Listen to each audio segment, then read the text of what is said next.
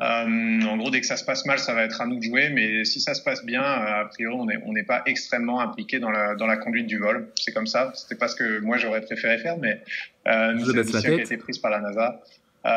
Pour le reste, c'est un véhicule. La NASA, mais l'ESA, elle a jamais son mot à dire là-dedans. Elle exécute les ordres. C'est un peu la petite. C'est un peu comme Macron. Macron, c'est la petite pute des Rothschild, et l'ESA, c'est un peu la petite pute de la NASA. Non, mais on reprend les mots d'Alain Minc, hein, c'est pas pour être grossier, hein, on reprend les mots d'Alain Minc quand il parlait de Macron. C'est nouveau, hein, donc la NASA a tendance à dire pour l'instant c'est un véhicule américain, on met plutôt les Américains sur les sièges de devant. Peut-être que ça changera. Pour la fonction de commandant de la station, effectivement c'est quelque chose dont on n'a pas l'habitude, parce que moi j'ai la chance d'être le premier Français qui... Alors attends, t'es en train de nous dire que la NASA pratique la préférence nationale? C'est notre véhicule, c'est à nous, c'est nous les Américains, donc ce sera des Américains qui seront devant sur le siège du Space Mountain. C'est nous qu'on va devant.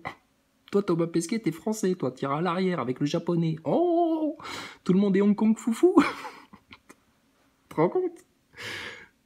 Ils sont américains, c'est un vaisseau c'est un véhicule américain, donc c'est les Américains qui ont les places de devant dans la super attraction Disney. Putain, c'est dégueulasse.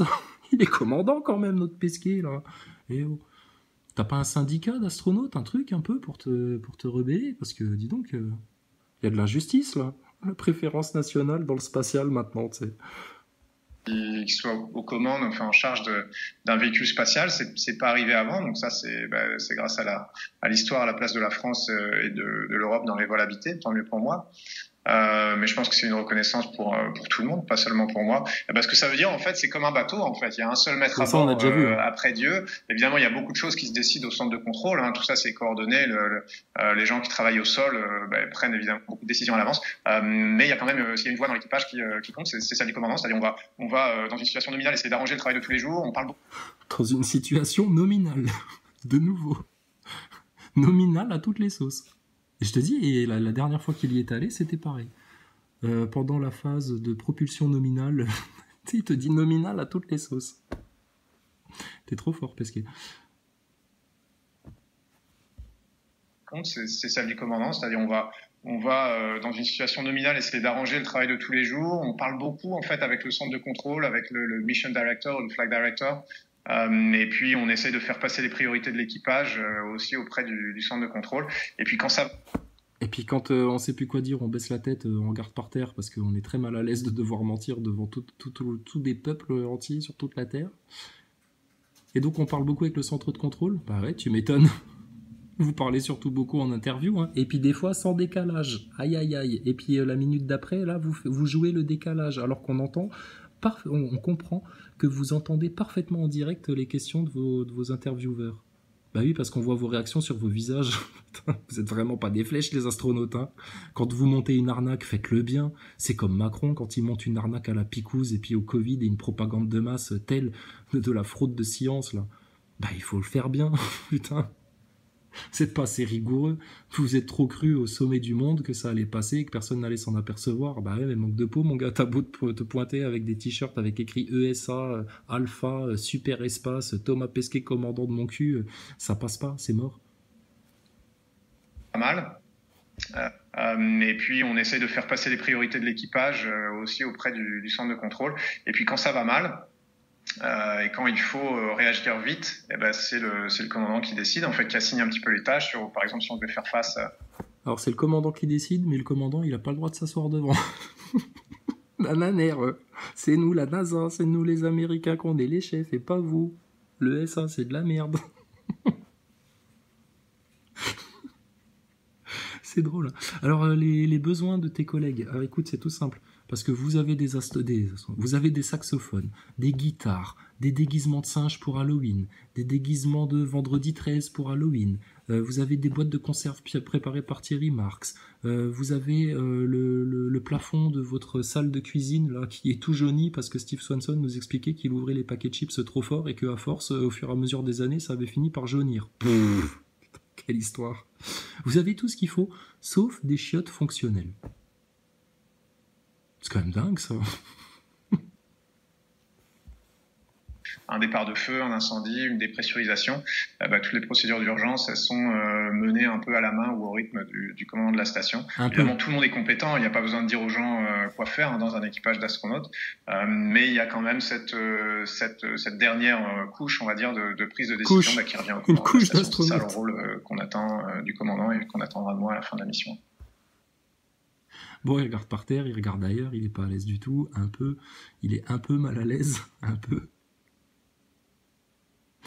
La couche de l'astronaute, d'où l'expression tenir une couche d'astronaute. Quand tu vois quelqu'un qui, tu lui dis mais enlève ton masque, il fait beau dehors, regarde, t'es tout seul dans la rue, là, on est en forêt, là, y a que tu croises personne, respire un peu, profite, il y a pas de flics, t'es au milieu des bois là. Puis le mec il te dit non, j'ai pas encore été vacciné, j'ai peur de mourir, je garde mon masque, d'ailleurs j'en ai 2, et là je viens d'en enlever un parce que j'ai quitté la zone urbaine. Là tu peux lui dire putain toi tu tiens une couche d'astronaute mon gaillard.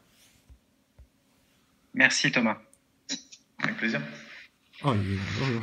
Bonjour à tous, bonjour Arnaud. Thomas, moi je me pose une question, si déjà en interview, en conférence, parce qu'à la conférence au Bourget, t'avais failli dégueuler sur scène avec ton gros bobard du panneau thermique là. Oui, on avait remarqué, t'inquiète pas, on est très vigilants. Là, en interview comme ça, on sent que t'as la nausée.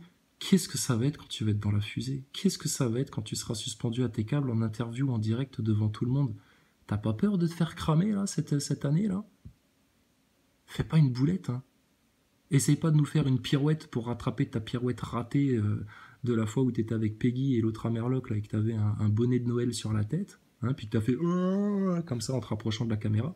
Prends pas trop de risques quand même, parce que d'ici à ce que tu finisses emmêlé dans tes câbles devant tout le monde ou que tu te casses la gueule et que tout le monde se rende compte que t'es dans un environnement totalement soumis à la fameuse gravité, ça risque de provoquer une grosse gravité dans le public, ça, effectivement. Mais bon, on te laisse faire, c'est toi le professionnel, c'est toi le commandant. T'es pas aux commandes, mais aux commandes quand même, enfin bon bref. Solier ici, je sais pas si vous m'entendez. Alors ça c'est un neuneu Nazaboy, vous voyez, ça ressemble à ça. Ça ferme le dernier bouton de son polo, comme le disait Pierre Desproges, et puis voilà, ça ressemble à ça. Un petit neuneu Nazaboy. Voilà, c'est comme ça. Bon, fanatiques, citoyens circonspects, chasseurs de plastistes, ils sont sûrement beaucoup plus laids que ce monsieur, mais tu vois, parce que lui, il a pas la haine sur le visage. Bon, maintenant, si on venait lui dire qu'il y a des bugs dans la station ISS et que tout ça, c'est une fraude, je pense qu'il ferait la tête là. Il aurait envie de nous tuer. Mais bon. Alors, Pesquet, la suite. Bonne question. Non, en fait, tu sais, il y a vraiment deux choses qui se passent en parallèle. J'ai envie de dire, il y a la préparation technique pour la mission, qui elle est maîtrisée. On sait à peu près à quel niveau il faut. Alors, elle est maîtrisée, on sait à peu près. Comment on appelle ça? Un oxymore, c'est ça? C'est à peu près maîtrisé. C'est à peu près super bien maîtrisé. Un peu. Putain, Pesquet. Tu peux pas partir demain, tu peux pas partir plus tôt. Oh là là, on est impatient, je te jure. On a l'impression d'attendre les cadeaux à Noël, là. Quand est-ce que tu pars, Pesquet? Elle est maîtrisée, on sait à peu près à quel niveau il faut en être, à quel moment. Même si c'est que le 3e lancement du Crew Dragon, il y a quand même beaucoup d'expertise dans les équipes de SpaceX, dans les équipes de la NASA, dans les équipes de l'ESA. Alors, il y a de l'expertise dans les équipes de SpaceX. Ça s'est quand même cassé la gueule pas mal de fois. Alors, nous, on sait pourquoi ils font ça. C'est juste pour rendre le spectacle beaucoup plus crédible. Que les gens se disent « Oh putain, ouais, quand même, c'est risqué, t'as vu ?» Forcément que ça existe, puisque la fusée, elle a éclaté. Donc c'est que ça existe pour de vrai. Oui, bien sûr. Oui, dans les films aussi, les véhicules, tout ça, ça éclate pour de vrai. Il y a des vraies explosions pour les films, mais ça n'existe pas pour de vrai, en fait.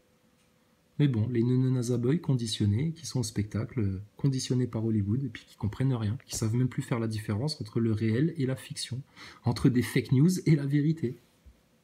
Donc ça se passe plutôt bien. Effectivement, ça implique, même si c'est que le 3e lancement du Crew Dragon, il y a quand même beaucoup d'expertise dans les équipes de SpaceX.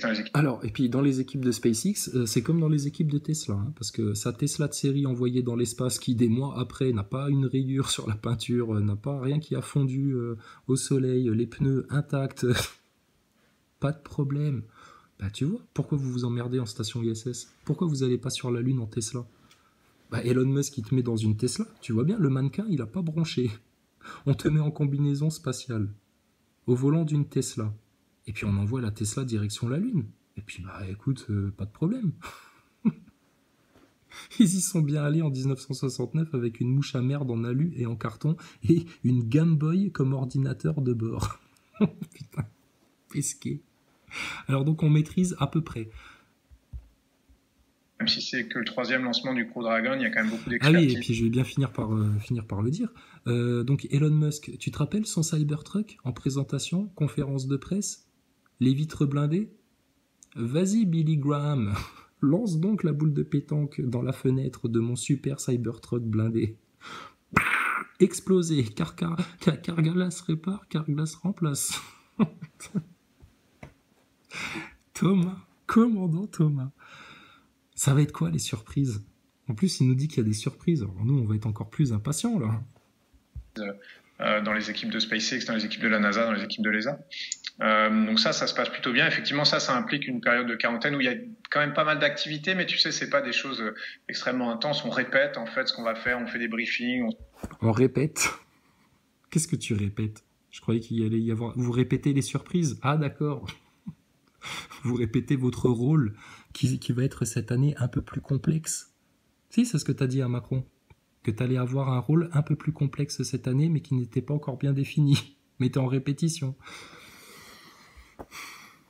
Même dans le langage technique, ils ont des mots qui sont affiliés à Hollywood, au cinéma. D'ailleurs, un astronaute remplaçant, on appelle ça une doublure. Bah oui, c'est tout du spectacle, c'est tout pour de faux tout ça. C'est pour faire rêver les gosses. Comme ça après, quand tu leur dis confinement, picouse, dormir dans un sac de couchage à la verticale, virus, machin, bah, les gens ils y croient puisqu'il y a l'espace. Puisque Thomas Pesquet, le super astronaute, il vient confirmer tout ça, il a même fait une vidéo pour que les gens se confinent bien comme il faut et écoutent leurs dirigeants politiques qui sont là pour leur bien. Allez la voir la vidéo de confinement de Pesquet, t'éclates de rire. On se prépare, évidemment, on fait toujours beaucoup de sport. On va se faire couper les cheveux, enfin des choses un peu bêtes, mais tout ça, ça fait partie de l'emploi du temps. Par contre, tout le reste qui est pas encore complètement maîtrisé, tu sais, c'est aussi à cause de la situation sanitaire. On essaie d'amener, moi j'essaie d'avoir de la famille des amis. Alors, il y a des choses qui sont pas maîtrisées à cause de la situation sanitaire. Eh ben, report, hein. Allô Houston, vous allez avoir un problème hein, si vous n'avez pas assez répété. Putain, elle a bon dos, hein, cette crise sanitaire. Hein. Mais tu sais, c'est à cause de Macron, hein, parce qu'il n'y a que lui hein, qui confine comme un hystérique, là.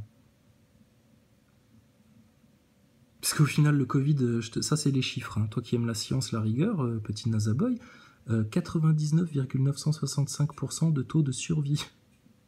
Des variants qui apparaissent après les campagnes de vaccination. Oh. C'est énorme hein, ce qui se passe. Ah là là là. La hauteur, la profondeur du mensonge global, elle est quand même assez énorme. C'est pour ça qu'il y a plein de gens, ils bloquent, ils peuvent pas comprendre. Il y a un clapet qui se ferme pas. C'est comme un obturateur de la station ISS qui voudrait pas se refermer. Ça, ils peuvent pas. Et ils veulent continuer à y croire, qu'on leur ment pas, que tout ça c'est pour de vrai, etc. Des gens qui seront de plus en plus égarés, qui vont de plus en plus s'enliser dans les pièges et les manipulations. C'est comme ça. Qui viennent aux États-Unis, ce qui est un petit peu compliqué en ce moment parce que les frontières sont fermées, parce que il y a des histoires de vaccination, des histoires de tests, il y a des histoires de quarantaine qui sont pas les mêmes suivant qu'on arrive de pays différents. Le gars, il a envie de rigoler. C'est ça votre excuse? Il y a des histoires de tests, des histoires de picousses, des histoires de quarantaine qui sont différents d'un pays à l'autre. Arrête tout, Pesquet. Qui sont pas forcément les mêmes suivant les centres de la NASA, etc., etc. Donc ça demande pas mal d'investissement et ça, je sais que ça va me demander du temps aussi. Putain, ça veut rien dire. On est bien préparé, mais un peu pas trop, parce qu'il y a eu la crise sanitaire, parce que d'un pays à l'autre, c'est pas tout à fait les mêmes mesures, et puis un peu. Histoires de quarantaine qui sont pas les mêmes suivant qu'on arrive de pays différents, qui sont pas forcément les mêmes suivant les centres de la NASA, etc., etc. Donc ça demande pas mal d'investissement et ça, je sais que ça va me demander du temps aussi parce que Et là, j'embraye sur autre chose parce que ma phrase, en fait, elle a aucun sens. Ça demande pas mal d'investissement. Bah, investissement de quoi? Premier lancement, premier astronaute européen, sur un Crew Dragon. Donc on découvre un peu ça à l'ESA. phénomène complètement normal, mais ça me demande à moi d'être impliqué un peu plus que peut-être on pourrait le faire si c'était le 10e ou le 15e lancement de suite. Ou là... Alors, en quoi t'es impliqué, puisque tu viens de nous dire que déjà, t'auras pas la place de devant dans la super attraction d'Elon Musk, tu seras à la place arrière. Hein, tu seras comme le petit bébé qu'on amène sur la Lune. Donc, tu commandes rien du tout, donc il n'y a pas d'investissement. On te fout ton cul sur un siège, on te dit dans 5, 4, 3, 2, 1, ça passe ou ça casse, et c'est tout, et toi, t'attends. Puisque t'as aucun bouton à appuyer, ni rien du tout. Mais tu vas voir, il y aura des NASA Boys, tu vois, ils ont vu la conférence là, et ça les étonnera pas, ça les choquera pas de voir Thomas Pesquet et puis ses collègues au moment du lancement en train de faire d'appuyer sur les boutons du tableau de bord, tu sais, pour dire c'est bon, les rétrofusées sont bien enclenchées, ils appuieront sur des boutons, ils toucheront des écrans, etc. Alors qu'il vient de nous dire en conférence de presse qu'en fait, non, ils ont aucun bouton à appuyer, que tout va se faire automatiquement, sauf en situation d'urgence. Et c'est nous les menteurs. Putain, mais les NASA Boys, mais ouvrez les yeux et les oreilles, hein, bien fort, hein, bien grand comme il faut. Hein. Les choses rouleraient toutes seules. Et puis la situation sanitaire, évidemment, facilite pas les choses et nous complique beaucoup la vie, comme tu peux l'imaginer, ce qui est le cas pour beaucoup de monde dans plein de domaines. Voilà, donc il y a vraiment un peu tout ça. Non, c'est pas le Covid qui nous complique la vie, parce que bon, les gens tombent pas plus malades que quand il y a la grippe saisonnière. Non, ce qui complique la vie, c'est les mesures de tarés qui sont prises pour servir le plan de Klaus Schwab, de Davos, de Bill Gates, de Laurent Alexandre, tout ce plan de transition vers une société transhumaniste. Non, le Covid, c'est rien du tout. C'est effectivement les mesures sanitaires. C'est des mesures de timbrés. J'ai voulu dire 2 mots en même temps. Ouais, j'ai voulu me laisser poustache. Excusez-moi. Tu sais, tu te laisses poustache. Ah, tu te laisses pousser la moustache. Ah, tu fais une contraction, tu dis tu te laisses poustache. Thomas Pesquet, commandant. Tout ça à gérer, tu sais, et quelquefois, dans le métier d'astronaute, la partie technique et scientifique, c'est pas la plus compliquée. Ah. C'est quoi le plus compliqué dans le métier d'astronaute si c'est pas la partie scientifique et technique? Parce que c'est que de la science et de la technique en fait, votre truc normalement. C'est quoi le plus compliqué? C'est de tenir son rôle, c'est de bien mentir devant la caméra, d'avoir l'air crédible. Ah bah oui, mais nous on sait ça, mais faudrait que tu l'expliques un peu aux gosses qui croient encore à ton histoire là. Il est pas culotté ce mec là. À gérer, tu sais, et quelquefois, dans le métier d'astronaute, la partie technique et scientifique, c'est pas la plus compliquée. Bien, merci beaucoup Thomas. Merci Thomas. Donc la personne suivante sera Pauline Leroux. Alors donc on s'en fout un peu le NASA Boy qui pose ces questions, tu sais, il y croit, lui il y croit. Il dit putain, il s'est pas contredit là? Non, allez, on y croit.